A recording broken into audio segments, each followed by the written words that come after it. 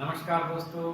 आज मैं आपको अनिद्रा यानी इंसोमेनिया की जो समस्या है उसके बारे में आपको बताऊंगा और इससे बाहर निकलने के लिए आपको कुछ ऐसी विधि बताऊंगा जो आज तक आपको किसी ने नहीं बताई होगी और ज़रूर आपको इनसे लाभ होगा।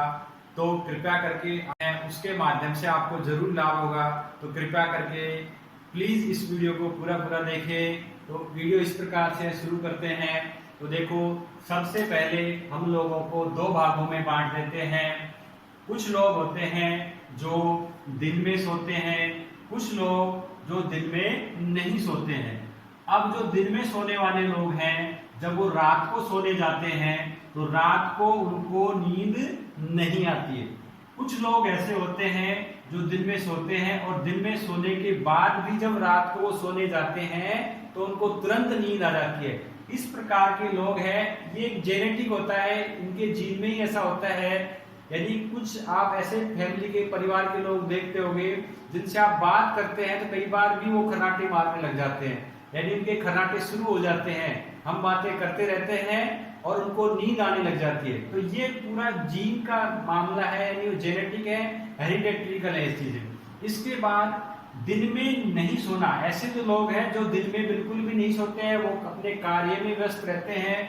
अब इसमें इनको भी दो भागों में हमने डिवाइड किया है। ऐसे लोग जो दिन में नहीं सोते हैं और रात को उनको तुरंत नींद आ जाती है बेड पे जाते ही, और कुछ लोग ऐसे होते हैं जो दिन में नहीं सोने के बाद भी उनको रात को नींद नहीं आती है।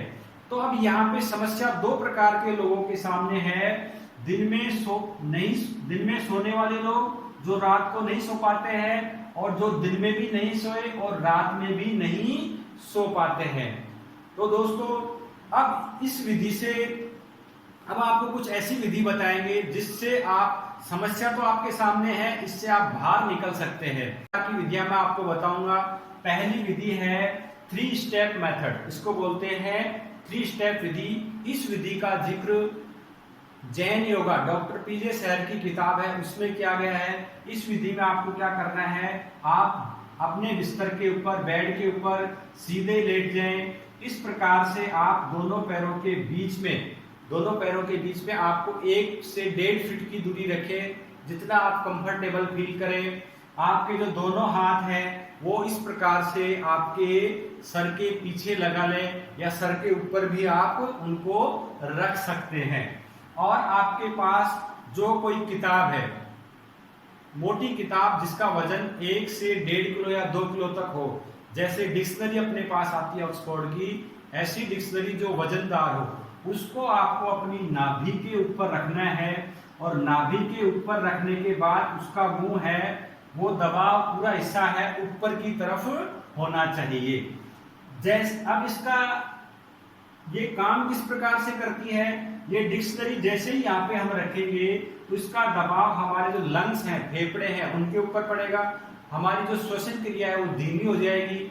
श्वसन क्रिया धीमी होने से हमारे शरीर में ऑक्सीजन की मात्रा धीरे धीरे कम जाएगी, जिससे हमें निद्रा आने या नींद आने लग जाएगी। और हमारी जो समस्या है वो नींद नहीं आना, वो धीरे धीरे कम होती चली जाएगी। शुरू में 1 या 2 दिन या 5 दिन तक ये विधि जरूर आपको अजीब सी लगेगी, परंतु आप इसका निरंतर अभ्यास करेंगे तो मैं पूरे दावे से कह सकता हूं कि आपको अनिद्रा जैसी बीमारी से आपका पीछा छूट जाएगा। इसके बाद जो दूसरी विधि है विचारों को, अगर आप दूसरी विधि अपनाना चाहते हैं तो वह है विचारों को देखना। यदि आपको बहुत ज्यादा विचार आ रहे हैं, आप सो नहीं पा रहे हैं, तो दोस्तों इसके लिए मैंने भी दो वीडियो बनाई हैं। उसका लिंक मेथड का प्रयोग कर करके इन विचारों से बाहर निकल सकते हैं। जैसे ही हम विचारों को ऑब्जर्व करेंगे, विचारों को देखते जाएंगे तो क्या हो जाएगा, हमारा जब विचारों को देखना भी एक प्रकार का कार्य है, और उस कार्य के दौरान हमारा जो ब्रेन है वो इतना थक जाएगा कि हमें तुरंत नींद आने लग जाएगी। तीसरी विधि है, आप 5 या 6 घंटे तक आप करवटें बदल के समय खराब करना चाहते हैं, या मात्र आप आधा घंटा बैठ करके ध्यान करके आप गहरी नींद में जा सकते हैं। फैसला आपके ऊपर है।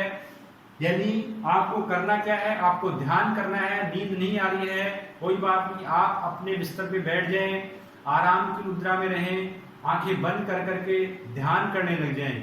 जैसे ही आप ध्यान करेंगे, आधा घंटा 20 मिनट या जितना भी आपको उचित लगे आप करते जाएं, आपका ब्रेन है बिल्कुल रिलैक्स, मन में जो विचार है वो कम हो जाएंगे और आप इस प्रकार से गहरी नींद में जा सकते हैं, बशर्ते कि आप 5 या 6 घंटे करवट मारते रहें बिस्तर पे।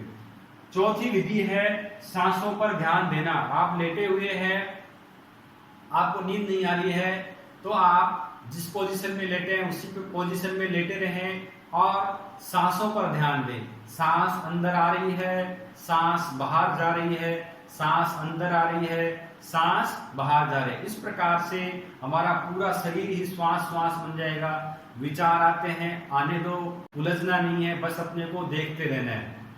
तो दोस्तों ये 4 विधियां बताई हैं। इसके बाद भी अगर आपको नींद नहीं आती है तो मैं एक ऐसे शख्स की कहानी बताता हूं जो भयंकर अनिद्रा रोग से पीड़ित था। उसके बाद भी वो एक अमेरिका का एक नामी वकील बना है।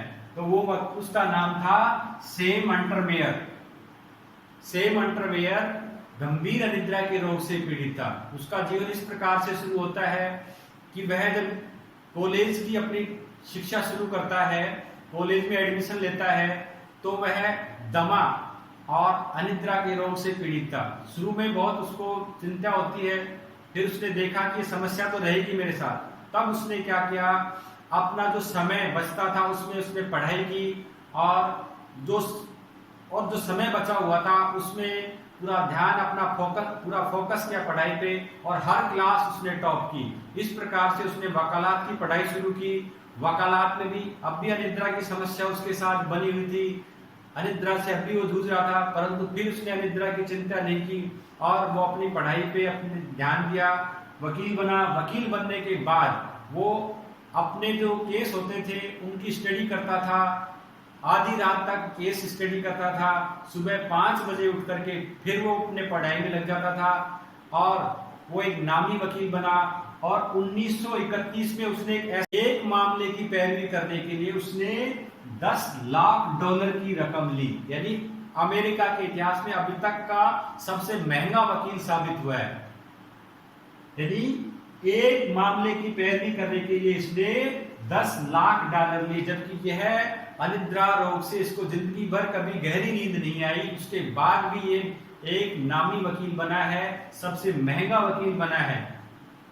और इस प्रकार से अनिद्रा रोग पीड़ित होने के बाद भी वह 81 साल 81 ईयर तक वह जीवित रहा। तो ये आपके सामने एक ऐसी प्रेरणादायक कहानी है। समस्या जो भी हो, आप जितना इसमें उलझेंगे, टेंशन लेंगे, चिंता करेंगे, आप उलझते चले जाएंगे। इससे अच्छा है इसका समाधान ढूंढें। दोस्तों ये मेरा वीडियो आपको कैसा लगा, प्लीज इसको लाइक करें, शेयर करें, चैनल को सब्सक्राइब करें। Thank you.